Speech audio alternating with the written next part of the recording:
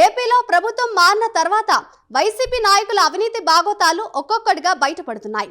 శ్రీకాకుళం జిల్లాలో మాజీ మంత్రులకు కూడా అవినీతి మరకలు అంటున్నాయి. ఇళ్ల స్థలాల కోసం రైతుల నుంచి భూములను భయపెట్టి లాగేసుకుని రైతుల నోట్లో మట్టి కొట్టారన్న ఆరోపణలు వెల్లువెత్తుతున్నాయి.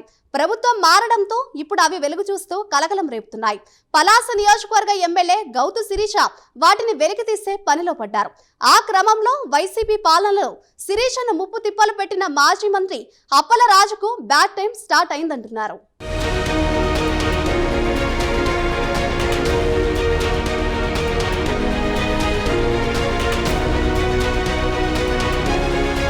పలాస నియోజకవర్గంలో వైసీపీ అధికారంలో ఉన్నప్పుడు మకుటం లేని మహారాజులా వెలుగొందారు మాజీ మంత్రి సీదిరి అప్పలరాజు. గత ఎన్నికలు తన చేతిలో పరాజయం పాలైన టీడీపీ అభ్యర్థిని గౌతు శిరీషను అప్పట్లో ముప్పు తిప్పలు పెట్టారు. నియోజకవర్గంలో తనకు ప్రత్యర్థి లేకుండా చేసుకోవాలన్నట్టు వ్యవహరించారు. గత 5 ఏళ్లలో గౌతు శిరీషను వేధించిన ఆయనకు బ్యాడ్ టైం స్టార్ట్ అయింది. ప్రస్తుతం శిరీష చేతిలో పరాజయం పాలైన అప్పలరాజు అరాచకాలు ఒక్కొక్కటిగా బయటకు తీస్తున్నారామె.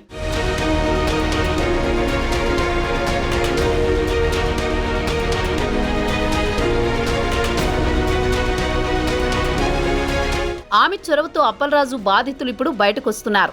పలాస నియోజకవర్గ రైతులు ఆయనపై భగ్గుమంటున్నారు. ఇళ్ల స్థలాల పేరుతో మాజీ మంత్రి అప్పలరాజు ఆయన అనుచరులు తమ భూములకు కాజేశారని ఆరోపిస్తున్నారు. తమకు ఇష్టం లేకపోయినా తమని భయపెట్టి తమ భూములను లాక్కున్నారని ఆవేదన వ్యక్తం చేస్తున్నారు. మంచిగా పంటలు చేతికొచ్చే టైంలో భూములు లాక్కుని తమ వారి మరణానికి కారణమయ్యారని ఆవేదన వ్యక్తం చేస్తున్నారు.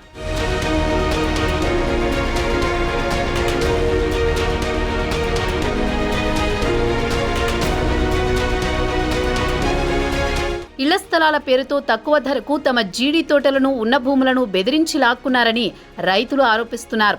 ఆ భూములలో ఎక్కడ ఇళ్ల నిర్మాణం చేపట్టలేదని ఆగ్రహం వ్యక్తం చేస్తున్నారు. మాజీ మంత్రి సీదిరి అప్పలరాజు తమకు భూములకు తగిన ధర ఇప్పిస్తామని హామీ ఇచ్చారని, అయితే డబ్బులు ఇవ్వకపోగా తమ భూముల్లో రియల్ ఎస్టేట్ వ్యాపారం చేస్తున్నారని రైతులు ఆగ్రహం వ్యక్తం చేస్తున్నారు. కూటమి ప్రభుత్వం న్యాయం చేయాలని రైతులు కోరుతున్నారు.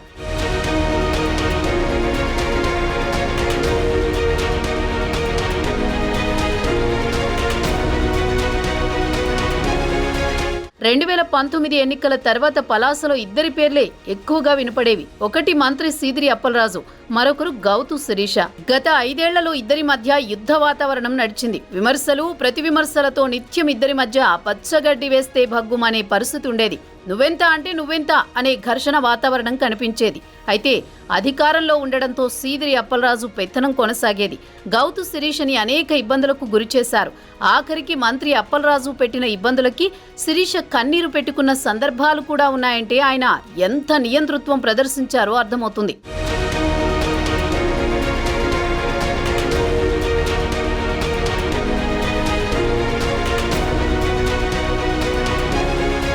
రెండు 2019 ఎన్నికల తర్వాత సీదిరి అప్పలరాజు శిరీషని ఇబ్బంది పెట్టడానికి వచ్చిన ప్రతి అవకాశాన్ని వినియోగించుకున్నారనే వాదన ఉంది. ఆమె చేస్తున్న అవినీతి ఆరోపణలపై హుందాగా స్పందించాల్సిన సీదిరి కక్షపూరిత ధోరణితో వ్యవహరించేవారనే వాదన ఉంది. ఆమెపై కేసులు పెట్టడమే కాకుండా పలాసలో ఆమె కట్టుకునే ఇంటికి అనుమతుల విషయంలో కూడా ఇబ్బందులు పెట్టారన్నది బహిరంగ రహస్యమే. ఆఖరికి శిరీష నిర్మించుకుంటున్న ఇంటికి కరెంటు కూడా ఇవ్వకుండా విద్యుత్ అధికారులను అప్పలరాజు భయపెట్టారు. అలా శిరీషను రాజకీయంగా అడ్డుకోలేక వ్యక్తిగత దాడులకు దిగారనే అపవాదుని మూటగట్టుకున్నారు.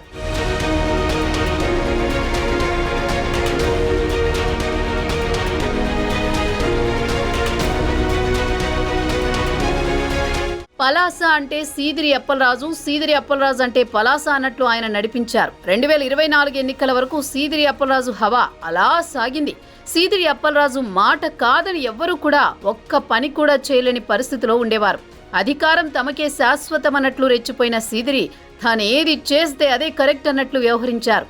ఒకవైపు శిరీషను వ్యక్తిగతంగా టార్గెట్ చేస్తూనే జగన్ మెప్పు కోసం టీడీపీ జనసేన అధినేతలపై నోటికొచ్చినట్లు వ్యక్తిగత విమర్శలు చేసేవారు. తన సోషల్ మీడియాలో ఇష్టం వచ్చినట్లు విమర్శలు చేయించడం, శిరీష ఫోటోలు మార్ఫింగ్ చేయించి పెట్టడం వంటి అకృత్యాలకు పాల్పడ్డారు.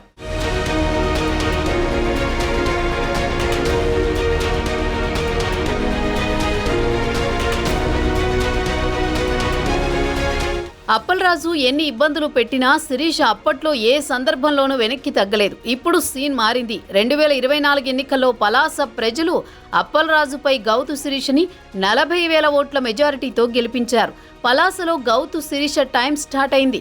5 ఏళ్లు సీదిరి అప్పలరాజు వలన ఇబ్బందులకు గురైన శిరీష రిటర్న్ గిఫ్ట్ ఇవ్వకుండా ఉంటారా?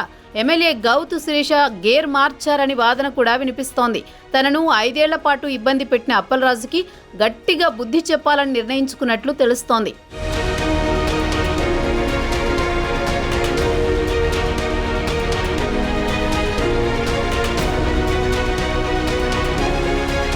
వైసీపీ ప్రభుత్వ హయాంలో పలాసలో అప్పలరాజు పాల్పడిన అవినీతిపై దర్యాప్తు చేపట్టాలని శిరీష శ్రీకాకుళం జిల్లా కలెక్టర్కి ఫిర్యాదు చేశారు. మంత్రిగా ఉన్న సమయంలో ఆయన భూకబ్జాలకు పాల్పడి సూదికొండ, నెమలికొండల్లో అడ్డగోలు తవ్వకాలు కొనసాగించారని, వాటన్నింటిపై విచారణ జరిపించాలని స్థానిక ఆర్డీఓకి ఫిర్యాదు చేశారు. అలాగే చంద్రబాబుపై అప్పలరాజు చేసిన అనుచిత వ్యాఖ్యలకు సంబంధించి ఆమె కాశీబుగ్గ స్టేషన్లో ఫిర్యాదు చేసి ఎఫ్ఐఆర్ నమోదు చేయించారు.